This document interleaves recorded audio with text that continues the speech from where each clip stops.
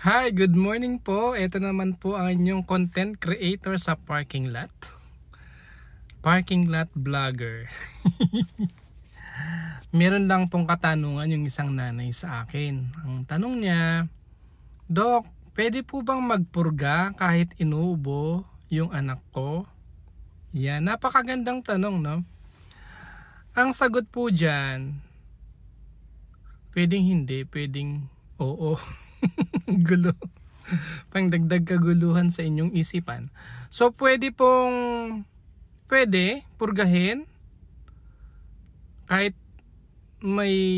kapag ka may ubo. Kaya lang po kasi mas maganda kasi pagalingin na muna sa sakit bago magpurga.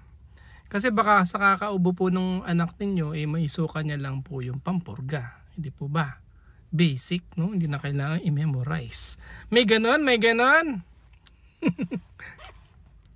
So yun po, kasi naman kung kailan may ubo tsaka maisip magpurga, 'di ba? Dapat nga itong vlog na ito sa January pa kasi yung January yung ating parang bulate month, parang ganon sa January. So kasi naman kung kailan may sakit at may ubo tsaka naisipang magpurga, ano bang meron sa inyo? Dapat mas maganda pagka wala na lang sakit, 'di po ba? Ayan pa, usapang prevention, idagdag ko lang po, no? Kasi ngayon walang nababalita sa TV ng mga meningococcemia. Walang nababalita sa TV about Japanese encephalitis. Walang nababalita sa TV o sa media about mga varicella na nagkaroon ng meningitis. Di po ba? Alam niyo ang ugali nating mga Pinoy.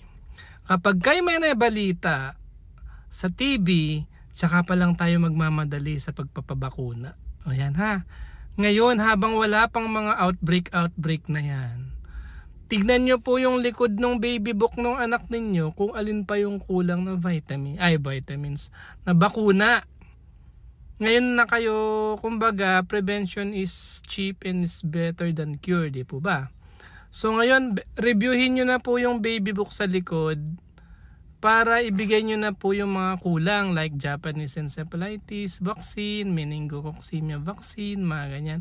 Huwag na nating antayin na magkakaroon na naman ng news of outbreak. Kasi kapag ganun, nagkakaubusan ng vaccine, di po ba? Yun lang po. Good morning. Ayoko ng mahabang vlog. Thank you po for listening and watching.